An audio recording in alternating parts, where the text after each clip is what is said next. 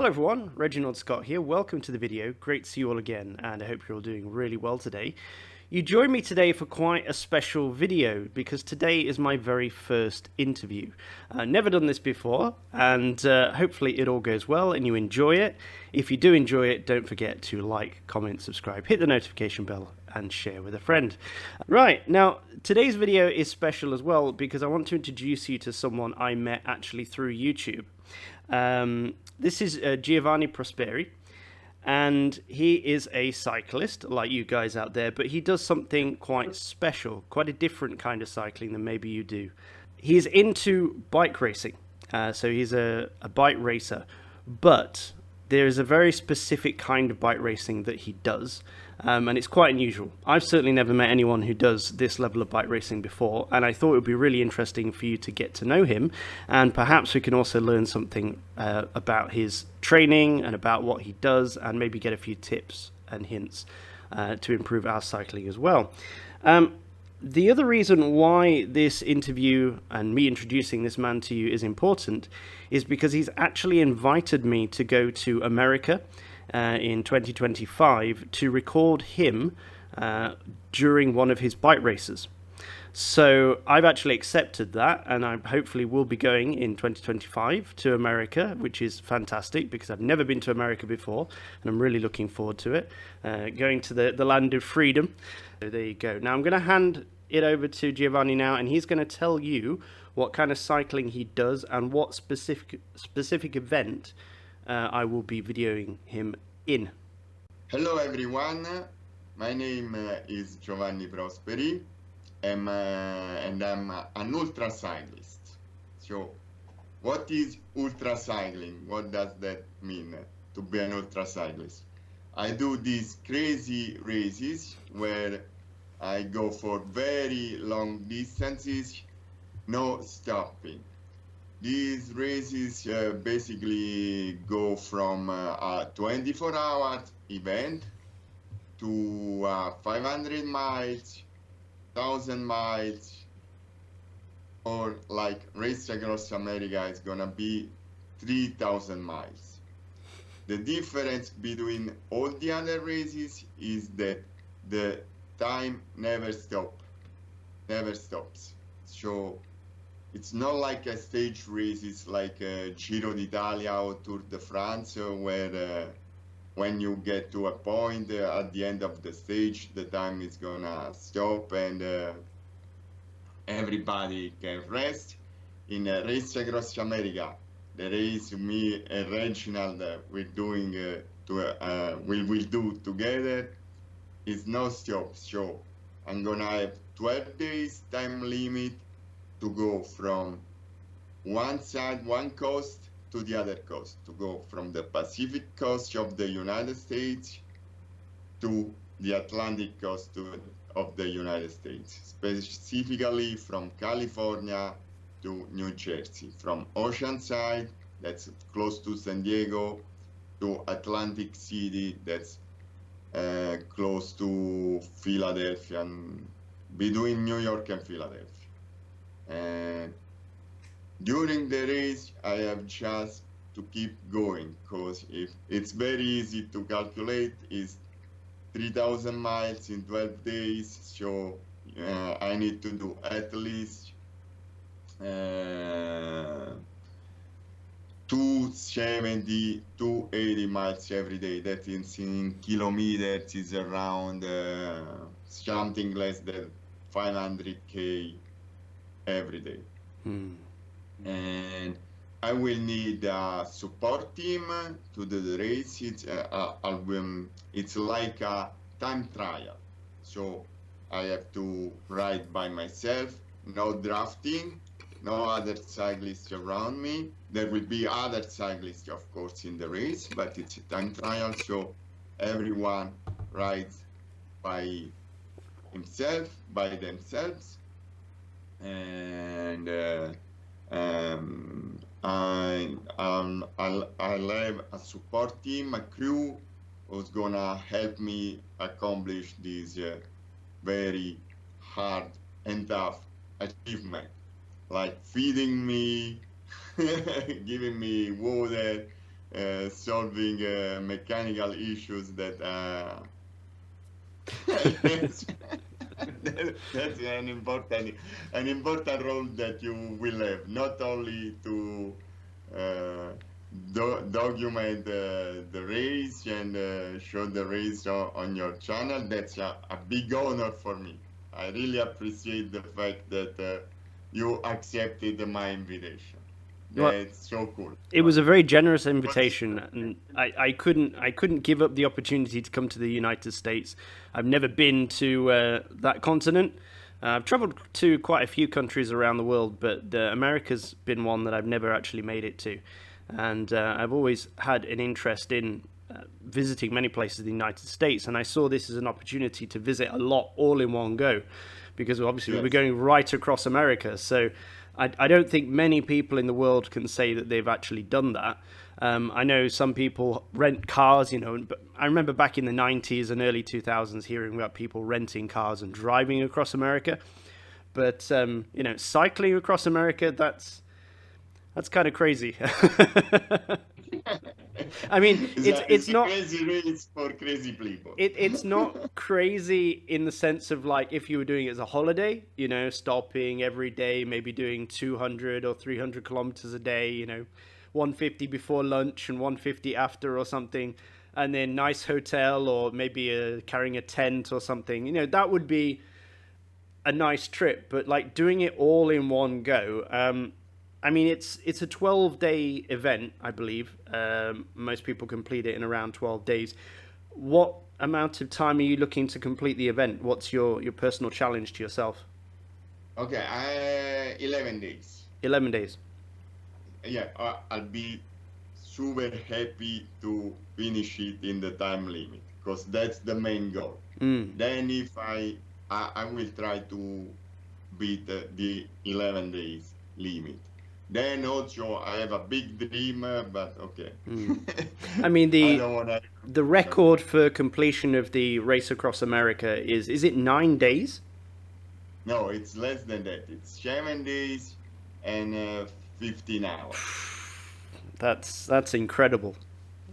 I Yeah, would you I would try. struggle I would struggle to drive that distance in that time. Yeah, yeah. They say that the guy that who completed, who have the record, who has the record, uh, slept like 3 hours in 7 days, 15 hours. Impossibile. Yeah, I just wanted to mention for the audience as well, your accent. It's Chicago, right? yeah, like the pizza. Yeah. That's what I was thinking. Sicilian, maybe that kind of area of Chicago. I watched a lot of gangster movies, so I'm assuming that's what we're looking at here. Of course, my accent is a very strong accent, very strong Italian accent. Right. Okay. Italian. Okay. Whereabouts in Italy are you from? I'm from a village that's not so far from Rome. It's southeast of Rome. Yeah. So See, southeast of Rome, northeast of Naples. see, this to me is a little So my bit accent suspicious. is a little bit in between. Yeah. Pardon, can you It's, say it again? for me, this is a little bit suspicious. I'm thinking, there's a little bit of racism going on here because I have Italian family, and I Yes. think you picked me out of all the YouTubers you could have picked. Maybe because I have Italian family, I'm a little bit suspicious. People in the comments are going to be saying, obviously, it's probably his uncle or Uh, something. I picked you. I discovered you because you like rim brakes. Ah, okay. That's the main thing. That's the main Maybe thing. the first video that I saw of you was about TPU tubes. Oh, that was a successful video. I enjoyed making that one. Yeah, it's good. Yeah, and I started thinking, oh, this is a smart guy. I have to to watch more videos. And then when I discovered that you against these brakes and you for the rim brakes, I said, no, he is a very smart guy. Yeah, I think we have the trifecta here. It's like all the best people are Italian, don't like disc brakes, and use No, TPU no. tubes. In Italy, I have many friends who ride disc brakes, and Well, they love them. yeah, well, they don't come high on the list then. Probably not real Italians. My cousin, But I joke with my cousin in Italy. We make fun of him. All the friends in our friend group make fun of him because he doesn't like Ferrari, and he doesn't drink wine. So we all joke that he's not really Italian. wow, Yeah, he not like prefers German Ferrari. cars and beer. So we're like, you're not really Italian. But does he ride the bike? No, yes, 1000cc Benelli, I believe. Okay. A motorbike, yeah, a motorbike. Motorbike. Yeah, That's like, that's the okay. 1000cc engine. Yeah, super bike. All my friends and cousins in Italy don't cycle; they all ride motorbikes. So there you go. Yeah, different two-wheel sport, but you know, very entertaining. I've been out with them a few times on the highways in Italy, traveling from Cittadella up into the mountains, and I rode pillion, which is on the back of the motorcycle, with one of my friends. He was driving a Kawasaki Ninja 1000cc sports bike, and I seem to recall he got that thing past 300 kilometers an hour Wow. with me on the back. Wow. It was one of the most frightening and exhilarating things I've ever done, and I came back to the UK. And I said to my dad, I said, I'm getting myself a motorbike. And he said, no, you're not. And then I told my best friend in the UK, I said, I'm getting myself a motorbike. And he said, no, you're not. He said, you are too dangerous on a bicycle, let alone a motorbike. Like, there's no way. And I'm glad they stopped me, because if I'd have bought a motorbike, I'd have probably been dead a long, long time ago. So how long have you been riding, and how did you get into this kind of cycling? How did you start in this? I bought my first road bike, and I started serious cycling when I was 40. Now I'm 49. Okay. So it's not so long ago. No, less than 10 years. Yes, but of course, yeah, I rode the bike for all my life. Mm-hmm. Okay, when I was a kid, I had my BMX, and then a mountain bike, and then I quit for a long period, Mm-hmm. for some years. Then I started again with the mountain bike. Then I quit again.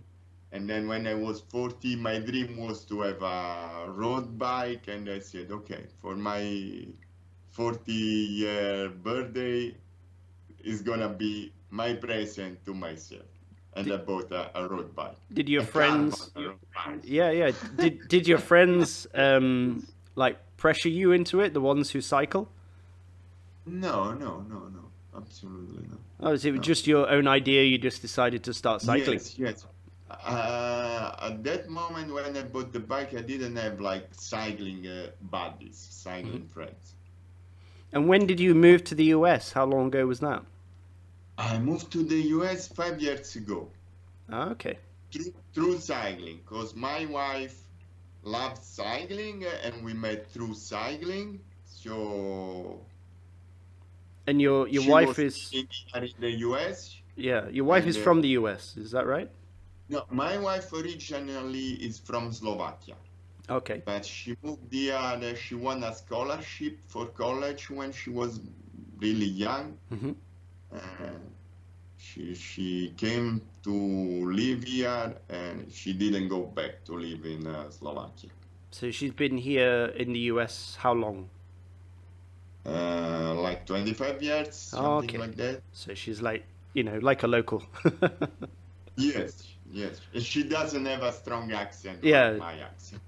So you mentioned earlier that you're a fan of rim brakes. Tell me about your bikes. What kind of bikes do you have? And what kind of bikes are you going to be using for this event? Okay, for the event, I'm gonna use 3 bikes. Okay. But I have 5 road bikes at the moment. 2 are titanium. Okay, good. One of Wow. them, you know it very well because we have the same bike. I did actually. I And saw it in a video with George Vargas. yes, Yeah, he actually yes, showed your bike on video. So you have yes, a Lightspeed T1 SL. yes. And Okay. I have it because I saw your video about the bike, and I said, "Oh, this is an amazing bike." I went on the internet, and I found one was my size, and I decided, okay, I will have it. I will buy it. Was a very good deal on eBay. I'm very happy, Probably and it's better a than the deal I fantastic got. bike. Was Yes, is it probably. in the when you bought it on eBay? Was it in the States as well? The US? Yes, Oh, fantastic! yes. Yeah, I had to ship mine from the US, and that cost $1,000 anyway. So, Wow. yeah, they're not cheap to get shipping here to Brunei. I believe it's really, as you said in the video, is the best bike ever made. I think so. And I think so.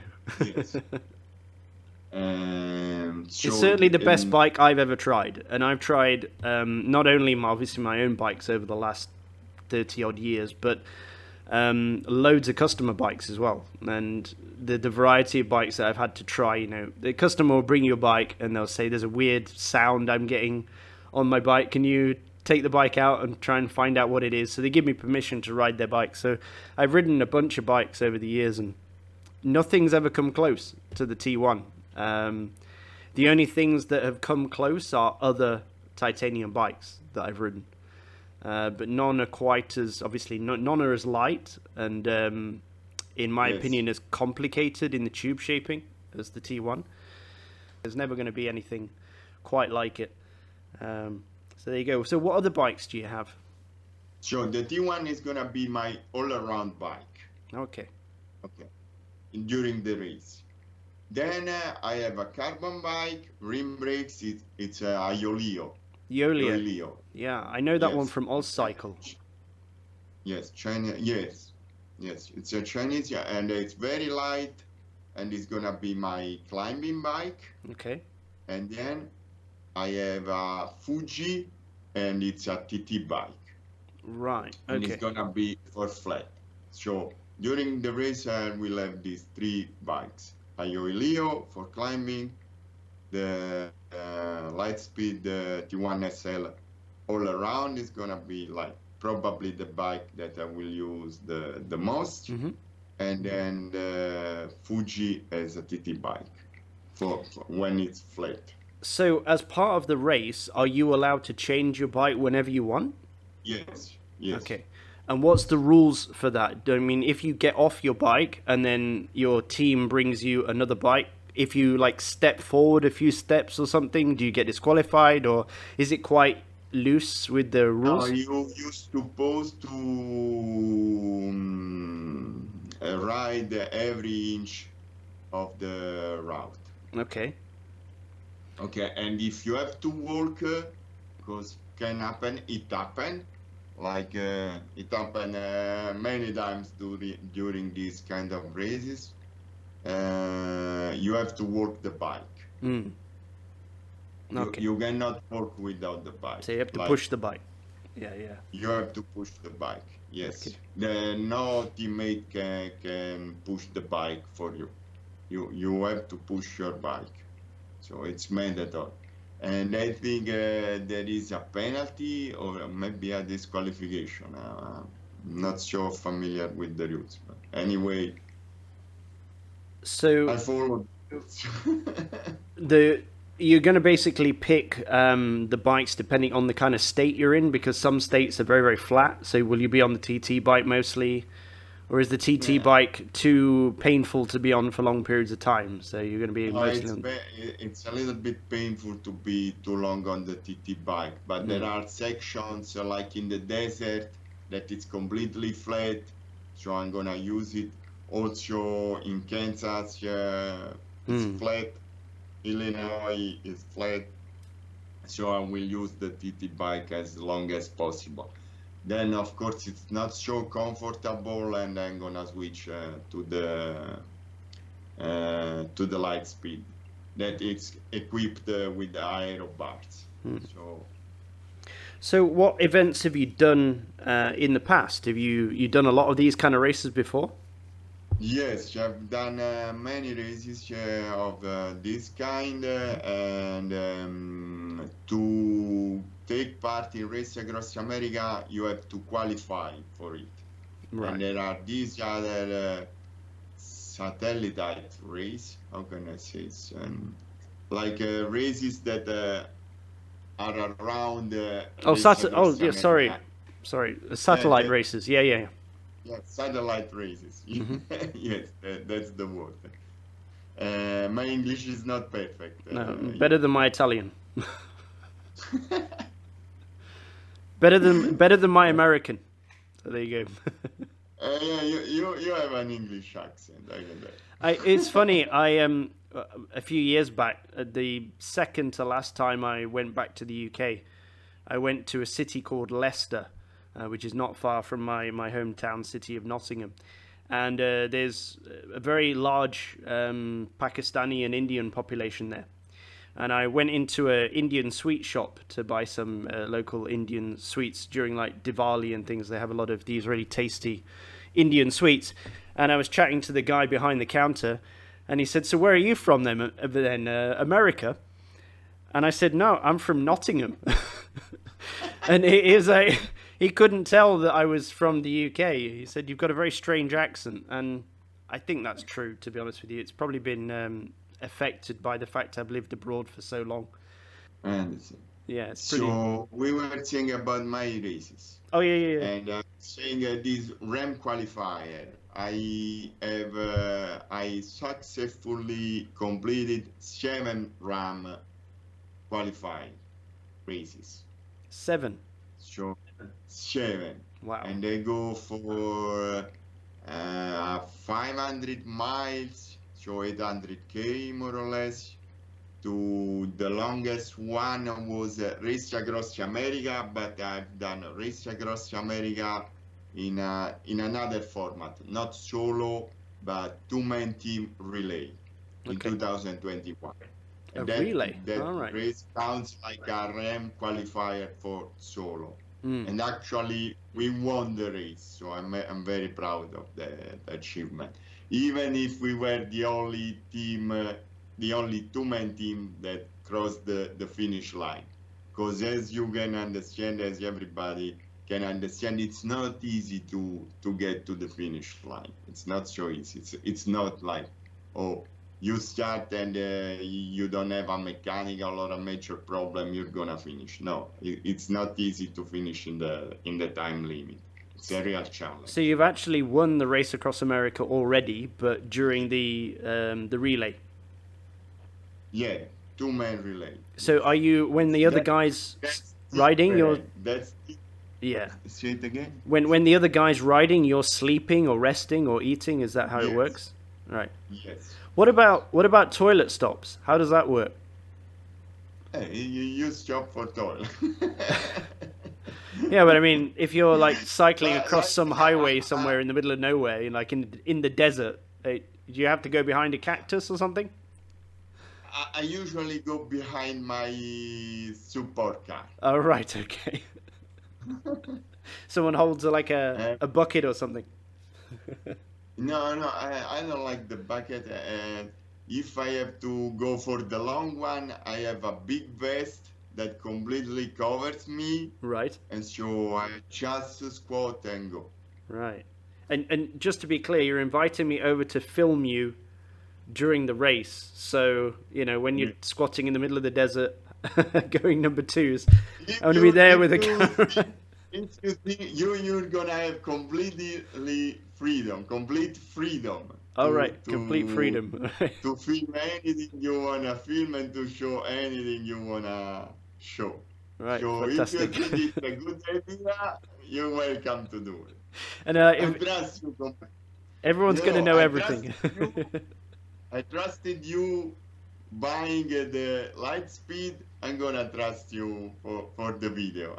I was very surprised, to be honest with you, because I'm not any kind of videographer or expert, but I'll try and do my best, obviously, to capture the sense of the race and the ordeal that you're going to be going through, because that is Yeah, it sounds incredibly intense. It's painful. Oh yeah, oh yeah. I mean, cycling in general is Painful. painful. I only went out and I did like 40 kilometers today, and it was miserable. It was so windy, and it's like after over an hour, I was done. I was like, that's it. I'm going home now for lunch. Like, And the problem with ultra cycling is like in a so long time, it's gonna be windy, it's gonna rain, it's gonna be super hot. You're amazing. gonna see everything. And it sometimes can be very painful, and you're always on the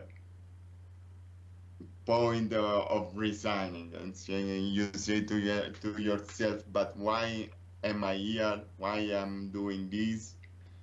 Wanna go home?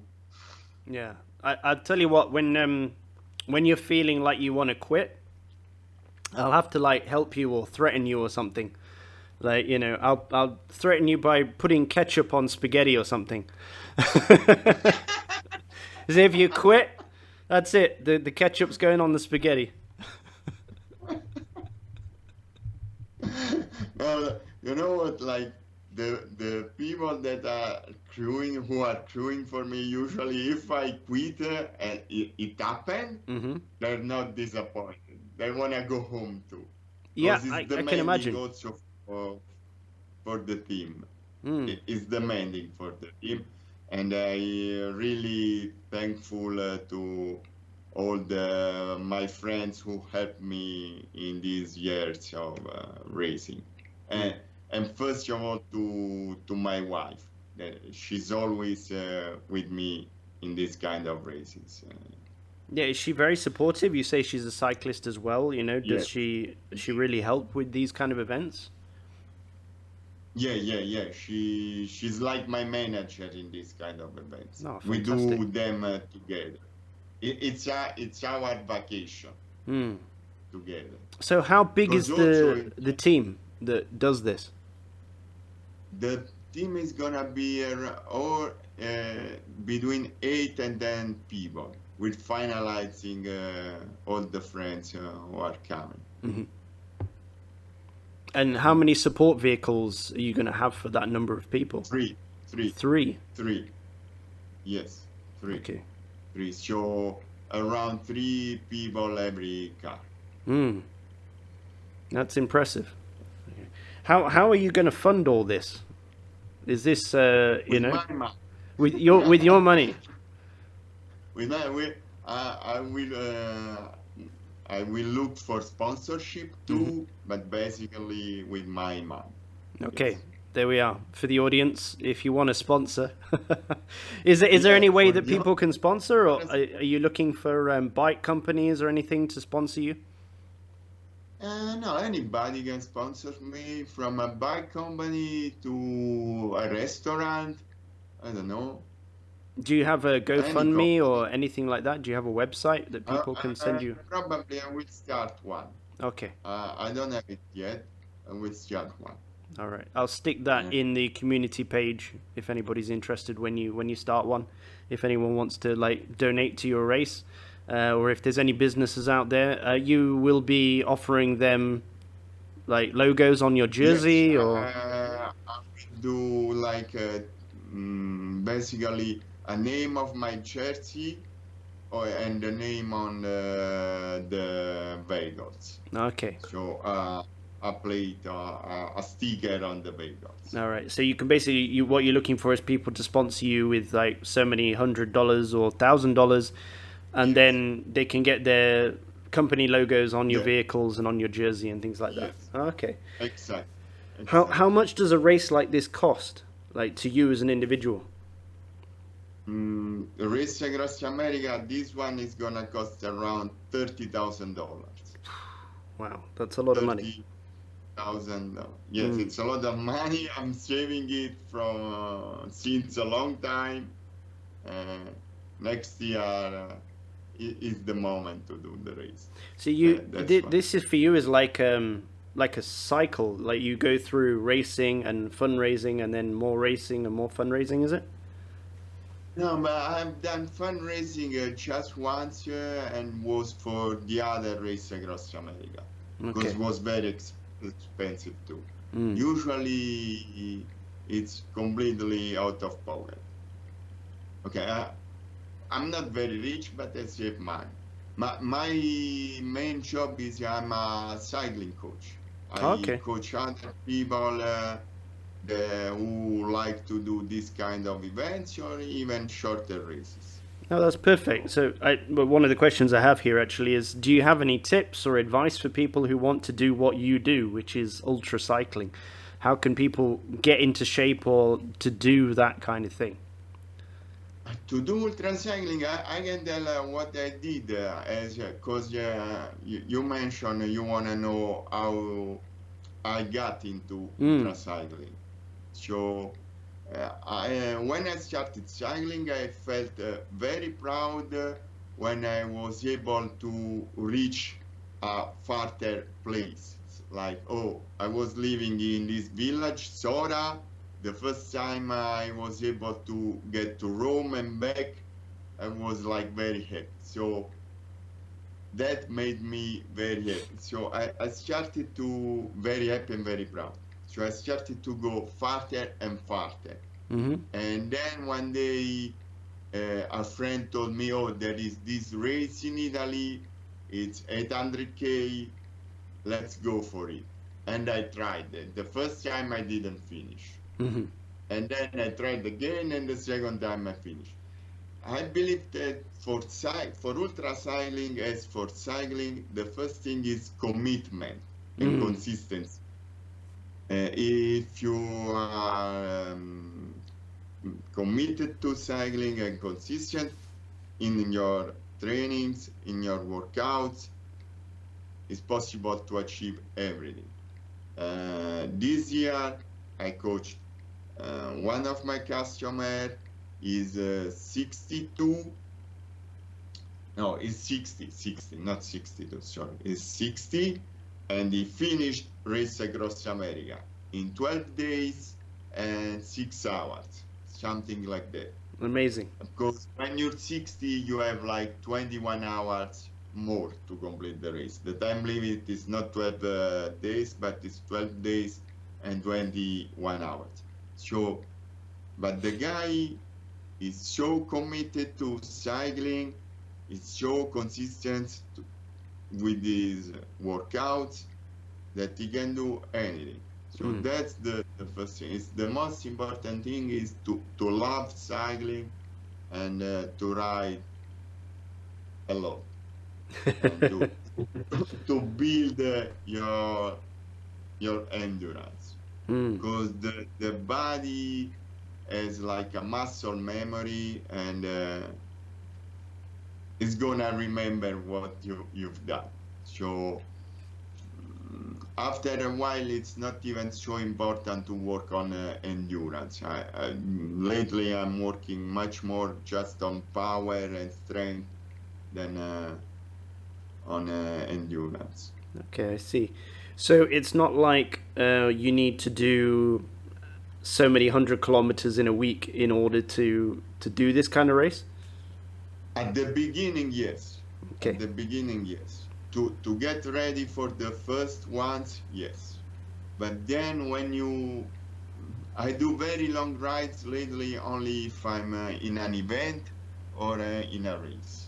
Okay. That's where I don't do that. The maximum I can do for a training ride is 200 miles, 300K, something like that. But I don't go for these very long rides so often.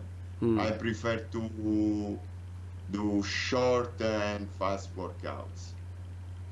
When I'm training for a local bike race, I'll sort of try and aim for a target of a minimum of 10 hours per week of riding.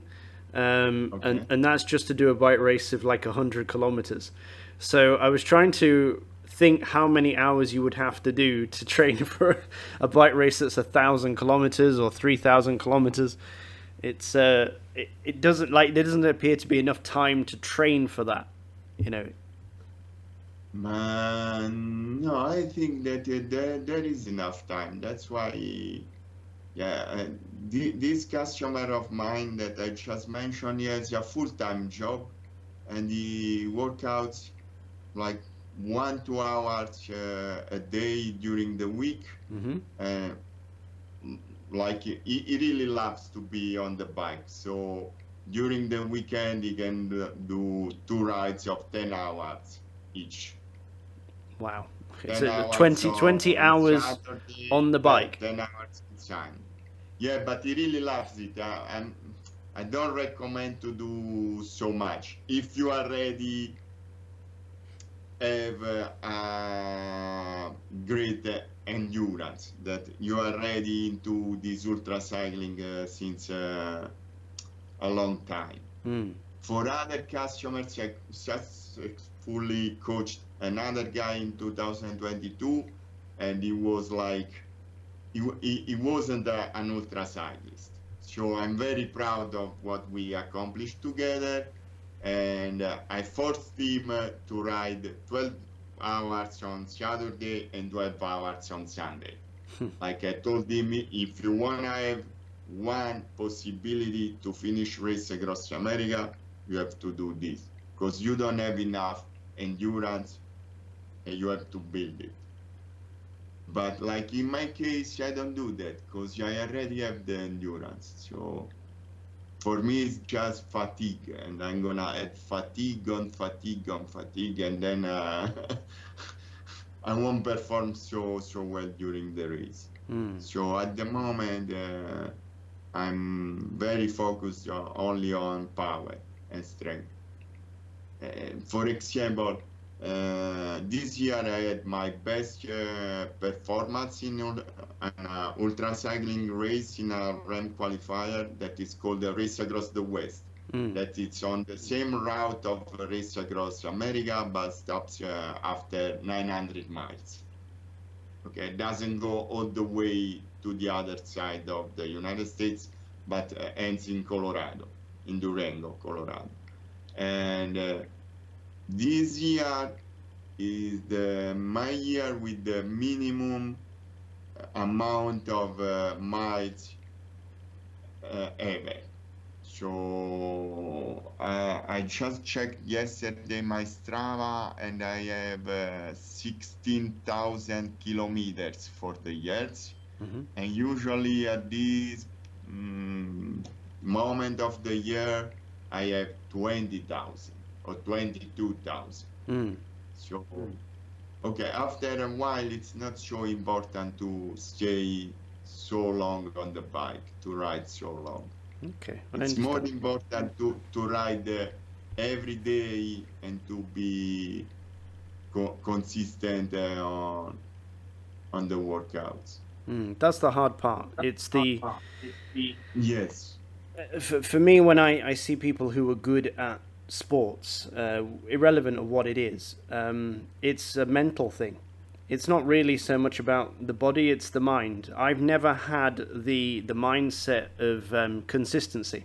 I enjoy cycling, but when you make it into a job, or like a chore, I get switched off. I get bored. So I ride for pleasure. I ride for fun. I'll occasionally race just for the hell of it. But the idea of day after day after day doing a particular training program, I just get intensely bored. And I think that's probably why I'll never do something quite as extreme as a race like that, because it's just not. It's not here. There's something not here with regards to that mindset, and I admire people who are able to just fully focus and fully dedicate themselves to that particular task. Reginald, but I ride for pleasure too. Mm. To be so long on the bike for me is a pleasure. I couldn't do it if it wasn't. If it's just, oh, I have to, tomorrow I have to ride, today I have to ride, or I won't be a good cyclist. I really love to do it.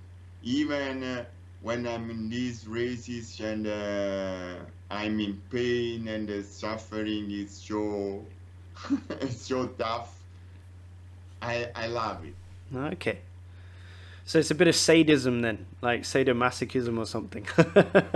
You enjoy the pain. No, I enjoy the fact that I can overcome the pain, Mm, that I can overcome myself, that I'm stronger than the race. The challenge for me is not the other people in the competition. mm. The challenge is the race. So they give you a route, they give you a time limit, and I can complete it. And I feel proud of myself. Oh, I finished it without any help, Mm. without cheat, because there is a big problem. Many people cheat, and I don't like it. And That, for me, it's very important. It's me. I finished the race that's without help, a good without no cheating, no drugs, mm, not even a little push. I mm, don't like I stopped to pee, let's say. mm. And then one of my crew member wants to push me to get back on the road. I refuse that. Not I want to run every inch. No, not even a little push. I see. That's important for me.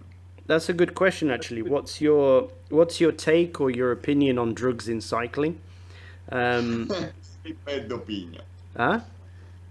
A very bad A opinion. bad I opinion. believe Is there that. such a thing as a? Oh, I suppose there are bad opinions, but go on then. Give us your bad opinion on drugs in cycling. Yeah, I believe that drugs have to get out of cycling and of sport. But I know, I don't have any proof because yeah, I don't work in the anti-doping agency. But I believe, I know that in professional sport, everybody is using, and that's very bad. It's really bad. It's against sport. Hmm. It's the evil in sport. So, like recently there was an amateur race in Spain, Mm-hmm. amateur, so not professional, and they announced that, oh, we're gonna test everybody at the end of the race, not just the winners, everybody, and on there were like 180 people in the race, and 140 went away. Oh, you're kidding me. And so we're talking about 70% of the people using drugs. That's very bad in an amateur event. So in professional events, that's very bad. That's That very that bad. to me, that's another reason why I don't want to take racing too seriously, because I don't take drugs. I mean, I wouldn't even know where to buy them if I wanted them. I'm that kind of clueless person when it comes to things like that. But for me, it always, I know it goes on. Even here in Brunei, that I know there's some doping going on. There's whispers about it. One of our cyclists many years ago got banned. He was a semi-professional, professional, and he got banned for they found something in his system. He blamed it on the powdered drink that he was using, the sports drink that he was using. No, as it always is, right? They never admit to actually taking it. They're always like, oh no, Yes, it's of it's course. it's the brand of shaving cream I'm using, Yes, of course. something like that, right? So, but we know it goes on.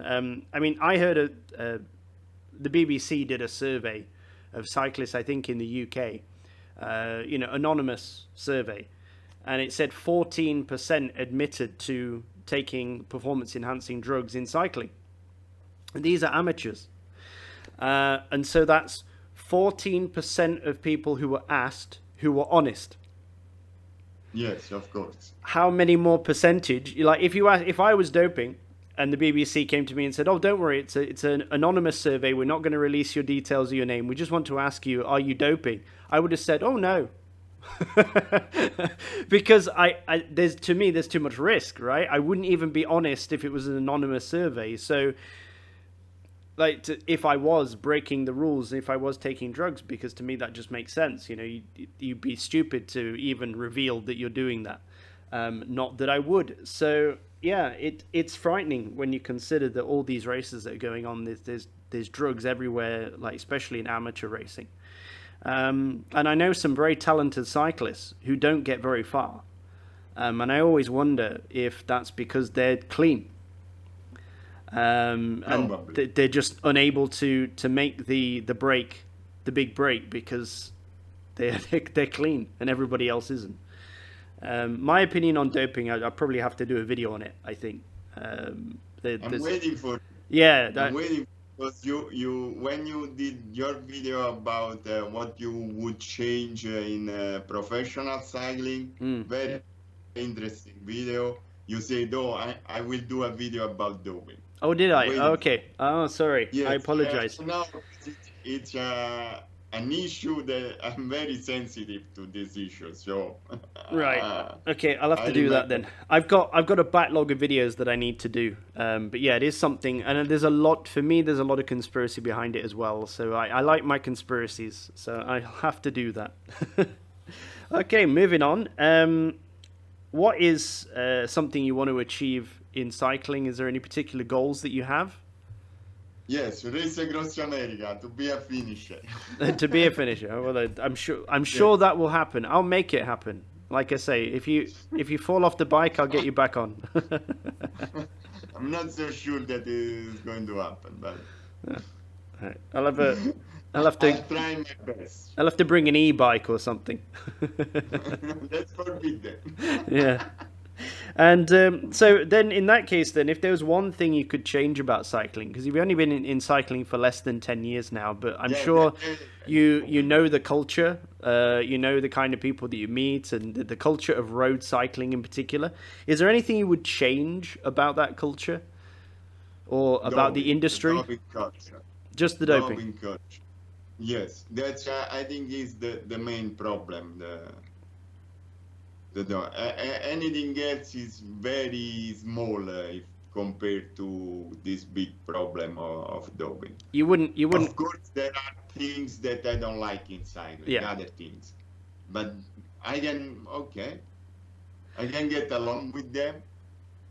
I don't know. It would be difficult for me. I think I probably wouldn't go for doping. If I had like the Thanos gauntlet, and I could click something out of existence, it'd probably be disc brakes on road bikes. Yeah, that might be my second thing. Yeah, no, that's my first thing. Disc brakes are not against the rules. No, neither am I. So, okay, you want to be slower? You can be slower. I don't mind. I feel slow enough on my bike. I'm on my rim brake bike, and heavy enough on that bike. Have you tried disc brake road bikes? Yes. Mm-hmm. I used to work in a bike shop too, so for my job I had to. So you gave them a try. They weren't for you. They brake better because they're slower. Yeah, that's true. Yeah, it's the rubbing. They're always rubbing. So.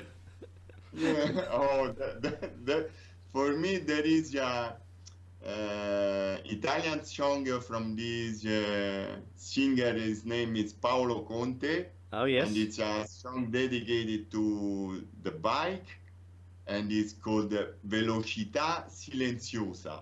So it's quiet speed or silent speed. Yeah. Quiet, not rubbing, noisy speed. Yeah. Yeah. It's like for me, that's something I've always liked as well. In ever since I started cycling, I think it was more of a thing back when I started cycling. Bikes were quieter.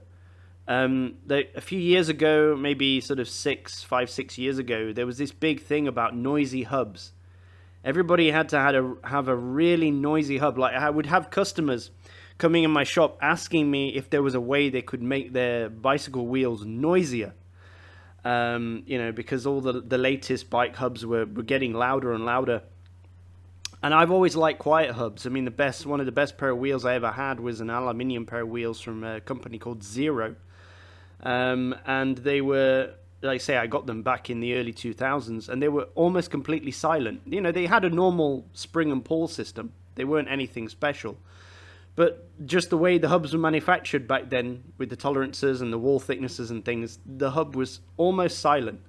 And I loved it because you could creep up on people. You know, when you're coming up behind another cyclist who's out riding and they don't know you're there, you could be on top of someone without them ever knowing. But like nowadays, everything is so noisy, and then you've got the disc brakes, and you've got the the electronic shifting as well. No, but I want to say I like electronic shifting. I have electronic shifting. Oh well, okay, we can't agree on everything. But you know, after you're riding 3 days, the fact that you can just push a button and your hands, it's a little bit.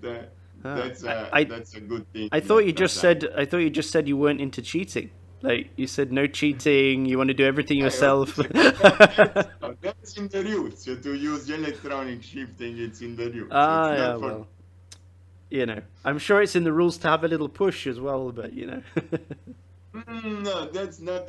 It's allowed, and I don't mind if somebody does that for a short stretch, okay? Because I've seen everything, like people being pushed 100 meters. What about the sticky bottles? Do you have sticky bottles? No, when I have a sticky bottle, it really annoys me. No, I mean, they call it sticky bottle. No, I know what you mean. All right, okay. No. No sticky bottles. All right. I repeat that it's not it's for me. It's like I want to accomplish me. No helps me, just me. I want to be proud of myself of what I did. That's the whole point. I cannot even understand these other people who cheat. How can they be proud? Maybe it's like Lance Armstrong. He said, "Oh, everybody was cheating, so I felt like I was not cheating." That's what he said. I'll save it. I'm not cheating, guys. I'm not doing it.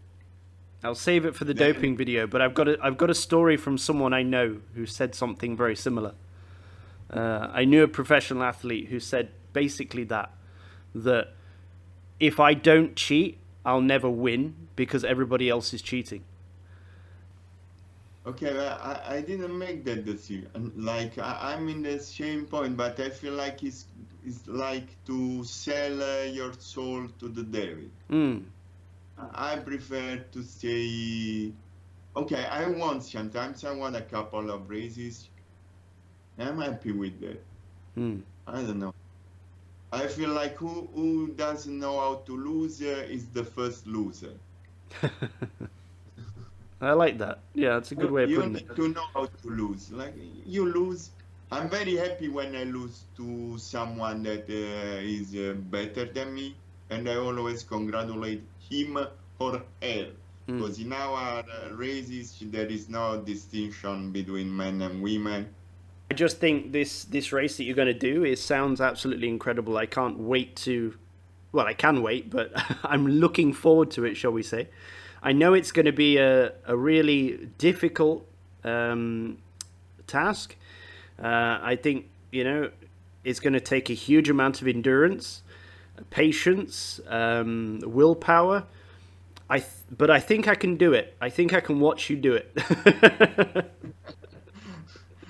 It's gonna be tough for you too. Yeah, I think so. Yeah, working in your backyard. Because it's like I guess I'm gonna be sat in a vehicle hours at a time, bored out my mind, and also worried as well. Like no, it's not gonna be boring, never, because you're gonna see amazing places.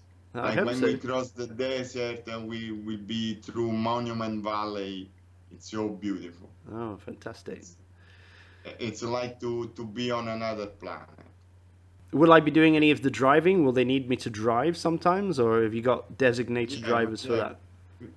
You're gonna have complete freedom because your first job is gonna be to shot the videos. Okay. And of course, maybe you would like to drive in a certain moment. No, not particularly. Okay. I prefer cycling. No, the crew chief is Italian. Another friend is Italian. Yeah. I'm both. I'm Italian. I also for the race I put the American flag. Okay. So I registered as an American. So if you win, it's a win for America. Yes. I don't know if I win, it's a win for me, for my team. It's my father visited America, and he said that you will never find an American. Everybody is something else. They're Irish, or they're Polish, or there's something and American, right? So yeah, you're Italian American. Yes, man. So most of the crew is gonna have the American citizenship. Okay. Let's say like that. Yeah, The American passport. The redcoats are coming. And they speak fluent. They speak fluent American English. They speak fluent American. Okay, that's good. So they can translate for me because I don't speak any American. I actually do. I speak a little bit. You want to hear my American? We can communicate. I speak. I start studying English in England, so. Oh, fantastic! I understand English people. Oh, good. I can say vase instead of vase. Elevator instead of lift. That's a good. That's going to be really useful, I think. What else? Oh, sunny side up. Everything's sunny side up, right? When you order eggs, eggs are ever easy. I'm vegan. I don't order eggs. Oh, you're vegan. Okay. Oh, there you go. That's vegan eggs. Then, is there such a thing as a vegan egg? I bet there is. Yes, there's vegan substitutes for eggs if you want to cook the carbonara. All right. It would be mushrooms, maybe, or something like that. No, I can do it. I usually do the vegan carbonara with zucchini. I like the zucchini carbonara. My auntie makes amazing carbonara. What is that? My auntie makes amazing carbonara, but it's with the original ingredients. Yeah. Yes. I certainly can't eat that here in Brunei. I'll cook it for you, the vegan carbonara. You'll tell. I want your sincere opinion. Oh, no, you don't. Course, no. I want it. Because everybody loves it. So I'm sure you're going to love it. Here's the thing. It's like here in Brunei, there's a lot of food which is like Italian style because people all around the world love Italian food. But the problem with Italian food is it contains a lot of pork and a lot of wine. So, it's a Muslim country where I live now, so we can't eat pork and we can't drink wine. So everything has to be substitute. So when you have carbonara here, it's made with like a cream and with, some chicken or beef rashers instead of pork, And so nothing tastes normal here and like not normal Italian food. Yeah, so for me, it's like rather than trying to call it carbonara, just call it something else. It really bothers me. So it's the same with as long as you don't tell me it's carbonara, I love it. I call it vegan carbonara. No. Don't call it carbonara. Because I'd be like, I won't call it carbonara. This isn't carbonara. It's been an absolute pleasure talking to you. If people have got more questions, if they want to put it on the comments, maybe you'll come and view the comments on this video. Maybe you can answer people as well if you want. Yes, I will. But I like to answer comments. If you get a GoFundMe page set up or something like that, or you want to give people your email address, then I can put that on the communities page. I can give you my Strava and my email and my website. You can put it in the description of the video, please. Yeah. Thank you so much. Because you never know, there might be somebody watching from here who's like a bike manufacturer, or maybe they make wheels or something, and they want to sponsor you. And yeah, if it's just a normal company who just wants to have their name on a van that's going to go all the way across America, plus the fact that it's going to be featured in my videos, so it's good advertising. Yes, of course. All right. If somebody is very passionate about cycling, I think it's a good thing to do. Wonderful. Like to support me. to support a crazy cyclist around America. Crazy Fantastic. Italian cyclist around America, across America. Maybe that's what I'll call the title of this video. Interviewing a crazy cyclist. Yeah, why not? Yeah, why not? All right. Thank you very much for doing the Thank you so interview. much. Yeah. Thank you so much, Reginald, for everything. I really appreciate your support and You're welcome. the fact you accepted my invitation. Yeah, We're gonna have fun, I couldn't turn and it we're down. gonna go to visit George Vargas. I can't wait. That is something I can't wait to do. Because this shop is very close to the starting point. Yeah, but he's recently George's, I think is his old age or something. He's going a little bit crazy. Like he's into tubeless now and all sorts of crazy. No, I have to tell something to you because I follow him on Strava and he's riding a carbon disc brake bike. No, he's not. He is. And I commended his ride. I said, okay, this is an amazing ride, George, but I'm a little bit surprised you're riding a carbon disc brake bike. What's he smoking? And he Like, told me, oh, you know, also those kind of bike, they need some love. yeah, that's amazing. Because when I watch his videos, all I see him riding is the steel bike. Yeah, I know. I was so surprised.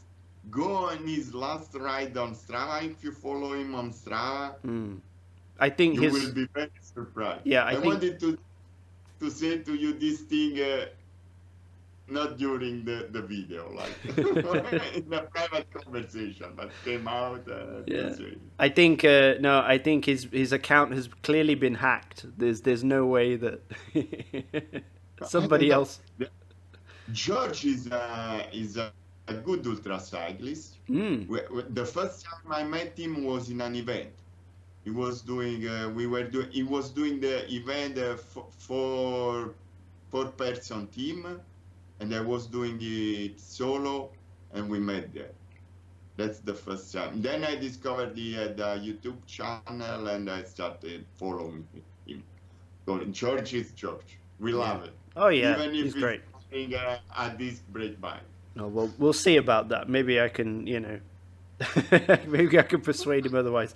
But, right. Well, we could talk. I'm sure we could talk forever, but I think we should wrap it up here. Like say, folks, thank you very much for watching. It's been an absolute pleasure. Got any questions? Stick them in the comments below. Hope you enjoyed the video. And as always, when you're out riding, stay safe. Thank you. Bye. Thanks so much. Bye.